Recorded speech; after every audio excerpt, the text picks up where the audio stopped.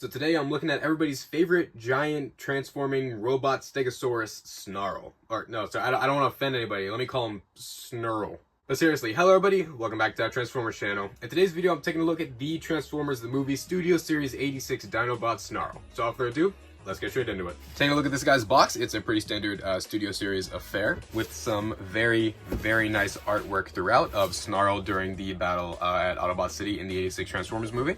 And the back has the usual garbage that nobody ever reads. Inside the box comes a backdrop featuring one of the scenes from the 86 Transformers movie, again also from the battle in Autobot City. And along with that came the transformation instruction booklet.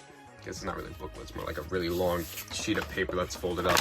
Snarl here is based off of the G1 and 86 movie version of the character, and it looks absolutely fantastic. One thing I love about it is where the animation models lacked some overall detail, so it didn't look too bland. They took some inspiration from the 80s toy. Absolutely love it when they do that. And all the subtle little cues there of detail left over from that design are very, very nice to pick out, especially if you have that figure, like I do, even though it's in perfect shape.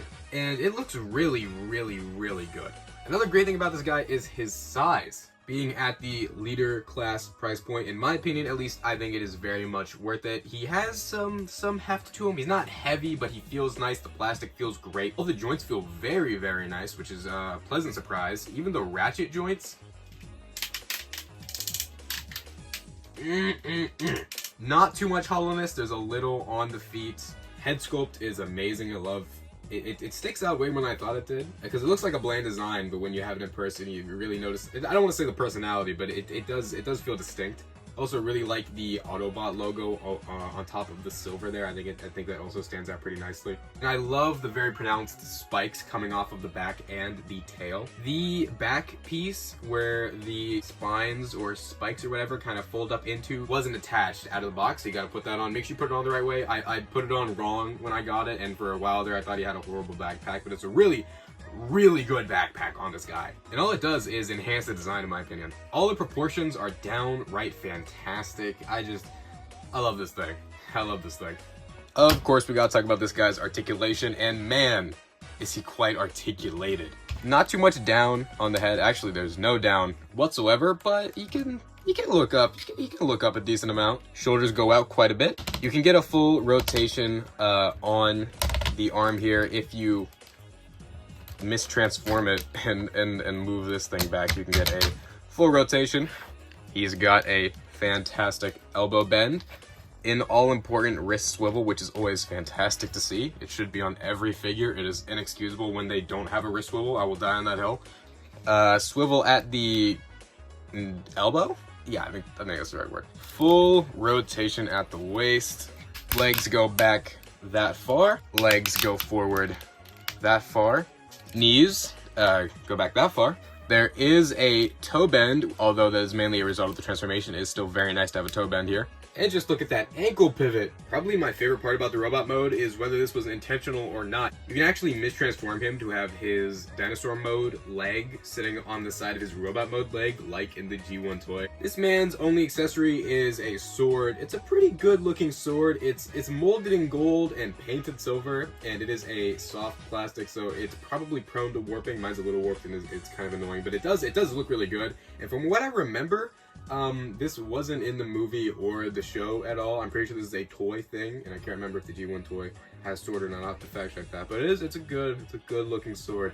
For size comparison, 86 Slag, 86 Daniel, 86 Ironhide, 86 Perceptor, 86 Starscream, 86 Blur, Earthrise Wheeljack, Legacy Blaster, and the Snarl toy from the 80s. It is really cool to see these guys next to each other. Sorry that my copy is very beat up.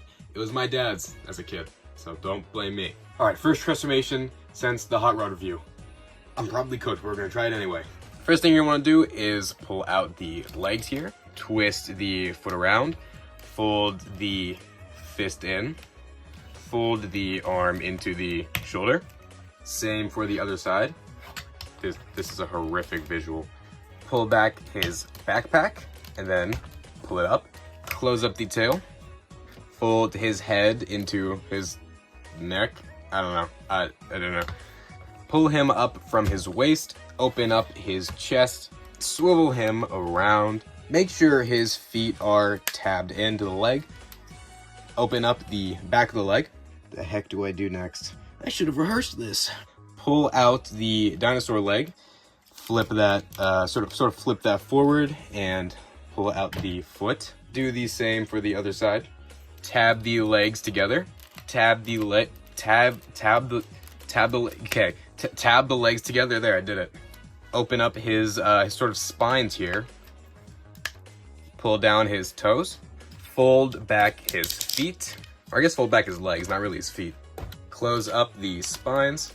Push his front half into his back half, and then close up the chest, or I guess what is now his butt. Bring his back spines forward and tab them in. Close up the bottom section. If you haven't already, fold the feet however you like. And in Dino mode, this brick actually does have some articulation. The tail doesn't move at all, but he does, probably shouldn't hold him this way.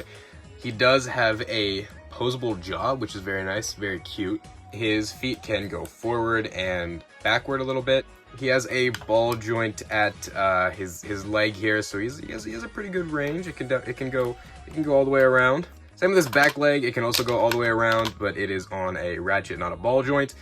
And this thing has a swivel and it can go back and forward that far. Along with that, I guess you would call this his knee, can go back and forward quite a bit. For what this thing needs to be, he actually has some great articulation. There is a 5mm port, I've shown this 5mm port, where you can do some good old weapon storage and attach his sword. Very, very nice. For size comparison, 86 Slag, 86 Daniel, 86 Ironhide, 86 Perceptor, 86 Blur, 86 Starscream, Earthrise Wheeljack, Legacy Blaster, and of course the 86 toy Snarl. I love the look of these two together once more. This figure is amazing. I only have 2 out of the 5 Studio Series Dinobots, but this guy's definitely my favorite out of the 2 that I own currently. And I love him. I cannot wait to get Grimlock, Swoop, and Sludge. I need to go pick up Sludge. I've seen that guy everywhere. I remembered vaguely seeing this guy at Target one time, and when I got Slag, ordered Slag, and I was like, okay, well I should probably get Snarl to go with Slag. So I went to a Target and actually found him, which really surprised me, pleasantly surprised me. And they look great together. Any pictures you take of them look awesome. They're kind of like a pair. This guy's robot mode, awesome articulation. I love the size. I love the presence of this guy. He stands out. The red, the gray, the gold, all the colors complement each other perfectly. I love the difference in the pearl gold and the more metallic gold paint finish on like the spikes in the tail and stuff. Looks amazing. I just adore how accurate this thing is, and like I mentioned, the subtle nods to the original G1 toy absolutely make my day every time I notice them. I like the price. I definitely think he's worth the price. I don't know. I'm not good with prices for Transformers. For the leader class price, I think it looks great. I think he's great.